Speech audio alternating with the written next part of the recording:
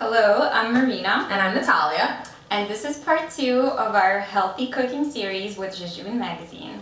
So today we're going to talk about best cookware for healthy cooking. So I am a big fan of anything not plastic because plastic sucks. Sorry, I don't know if I'm allowed to say that. I'm a big fan of glass materials and stainless steel materials, and let's see what else. Oh, copper is pretty good. So those are my top 3 materials to cook with. They can withstand high heat and they don't leach any metals or any kind of toxic materials into your food. You do want to avoid non-stick frying pans and Teflon things because those definitely do leach. And other metals like aluminum, even the aluminum foil is not great. So we use parchment paper if you do need something like that, or wax paper. If you need like a thin strip for cooking. Marina, question for you. Yes. So I've heard that Teflon will leach if you scratch off the surface. Is that true, or does it leach anyway? It leaches anyway. So yeah, scratching it is definitely worse because you're getting deeper into it and like breaking off the materials. But cooking it in general will diffuse some of that stuff into your food, and it's not ideal. So you do want to stick to stainless steel if possible. Copper, like I said, sometimes they make copper plated things which are cheaper, so that's budget friendly for you. That's what I have, and copper is a great material. It's non-stick, very easy to clean. Yeah. So yeah, and Italy doesn't really cook with oils, so that's a pretty good material. Oh, also I forgot to mention cast iron. So that's something that you never have to wash, which is great. I love it because I'm a little bit lazy in the kitchen. So what you have to do is just like heat work it and put some oil or butter into it every single time and kind of just wipe it clean, but you never have to wash it. In fact, washing it damages it. And it adds iron into your food, which is really great, especially a lot of people are iron deficient. So cooking with cast iron, put a little bit of iron into your food. Great. One thing that we didn't talk about is kettles. So people usually don't think about it, but either stovetop or electric kettles are also made of sometimes not such great materials. So I actually prefer stovetop glass or stainless steel kettles. And even the lid is important. So a lot of the times they have plastic lids on them, whether or not it's glass or stainless steel. So you do want to avoid it because the water as it boils condenses back down. So anything that could be possibly touching the water, liquid or vapor, should not come in contact with plastic.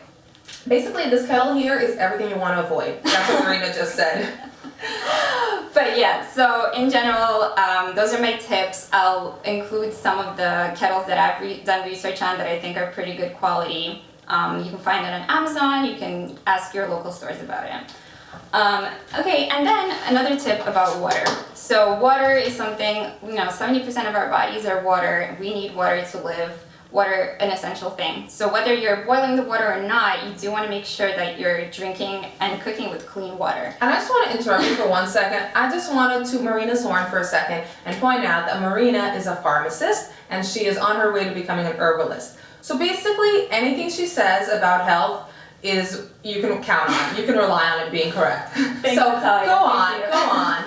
So anyway, water. We definitely want good quality water. So I really recommend investing in a filter, even though the upfront cost might be a little expensive, ranging, upwards towards $100 or sometimes even more for a really good quality one that filters out everything that you want to filter out, including heavy metals and other things. Anyway. But, and I just want to jump in for a second and say, on the other hand, if you're buying bottled water, that's more expensive than a filter. Like after, I don't know, a few months, that cost, it cancels itself out. So we're only talking, so you shouldn't even consider that, I think. We're only talking about drinking tap water versus filtered. Yeah, and again, with the bottled water, first of all, it's plastic bottled water. Second of all, and you don't know what conditions they're stored in, it could be heated and things like that. Second of all, it's more eco-friendly. You just fill up your own container with the water. You never have to buy the bottles and throw out the bottles. So I like it. And as Natalia said, it's one investment, but it does last you months, so it evens out.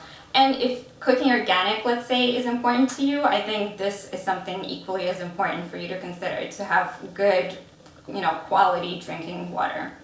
And so I've used filters for many years. A filter can last you years, actually. I recently thought to look into an under the sink filter. I guess I always thought it would be something very complicated and expensive. Totally not. You can get a basic basic but comprehensive filter. I got one on Amazon. The brand is called Water, and I'll link it.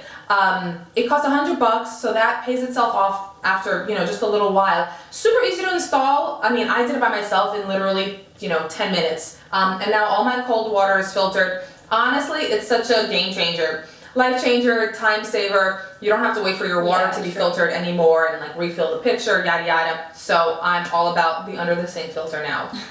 I have a countertop one, but mine is huge. I have the big Berkey, so I just fill it up overnight and then it just filters out in the morning. And then you have to change the filters like every 4 months or something like that. So I think it's really good.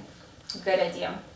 And one last tip to kind of spring from our last episode. We were talking about cutting mats and cutting boards.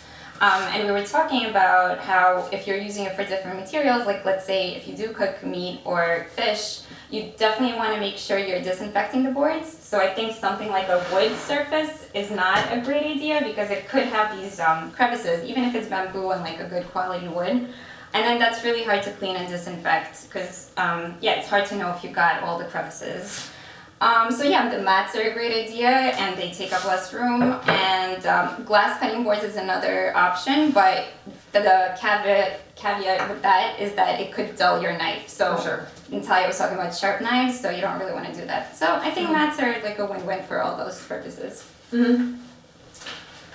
Anyway, so I think we've come to the end of the episode. Yeah, so it's not too much to know, but it's really useful stuff. Hopefully you guys will implement it into your lives and it'll make you that much healthier. So again, my name is Natalia. My YouTube is Healthy with Natalia. And I'm Marina, rawfork.com, or I have a podcast, Raw Fork. And this episode has been brought to you by Jejune Magazine. Thank you. And the next one that we're going to be doing, look out for the next episode, is kitchen gadgets that you didn't know you needed for healthy cooking. And I won't tell you what's on that. You just got to watch and find out.